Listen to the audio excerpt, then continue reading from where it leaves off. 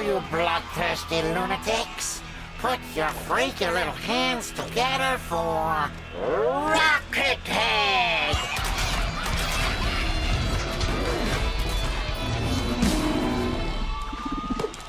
One, two, 3, 4. Prepare for a Crash Bandicoot 4 walkthrough. This is the first boss engine, and the bosses in this game are kind of like the other Crash games. They're significantly easier than the levels, but you do have to play them more or less a little bit perfectly, otherwise you're going to die a lot. And the death count really does not make a difference unless you're trying to go for like the less than 3 deaths challenge. I think that's still here with the bosses, or if you have lives turned on. You will probably lose a ton of your lives in the bosses if you do have lives turned on. So I don't know, I have no idea how many lives I started with, but now I'm at 24 and I'll probably be at quite a lot less before the end of the video, because I did die pretty often doing these parts. He has these speakers that just send these shockwaves at you, and you have to jump over most of them, and then you have to slide under the other ones that are above you.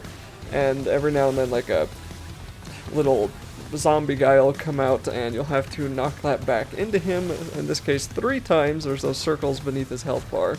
And once you hit enough of these zombies back, then you can run up to him, and I think you do have a short time limit for that, but it's more than enough time. You just have to run up to him and hit him. So we're gonna get the thing here that phases objects in and out of existence for us, and we get like 15 seconds, I guess, way more than enough time.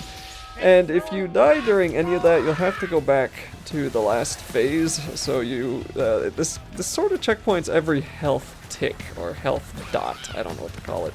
But if I were, like, right there, if I were to die, which I almost did, then I would have to just restart this whole thing again. And all of these shockwaves have a pattern, but it is kind of hard to keep track of them when it's like the 16th one that's going past your face today.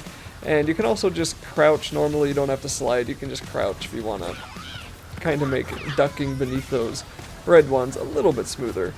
And other than that, this is just kind of trial and error, and it's something that I don't really think a video would help too much with, but I don't know, sometimes seeing someone else do something is helpful if you're stuck on it. But for the most part, this is the easiest boss. The later ones are, again, easier than the levels you'll be doing to get to them, but still a little perfection required type of bosses, which was exactly how it was in the first couple of Crash games. And also even just a lot of those early PlayStation games, weren't they? Like Sly Cooper.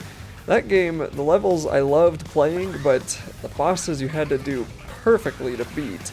And they ended up becoming my least favorite part because I spent so much time on the stupid bosses instead of actually playing the levels. And then of course there'd be some side level like hippo racing or something else that just was not nearly as fun as the rest of the game was. But I guess they wanted to try to throw it in there to be different, but it wasn't necessary, I don't know. But luckily Crash is non-stop platforming from beginning to end with a couple of bosses in between. And this game's actually pretty dang long. I'm looking at my timeline as I'm editing all these videos, and this is not a short game. This is gonna take a while, but that's okay. I like this game a lot. And once we hit him for the last time, that'll be it for the video.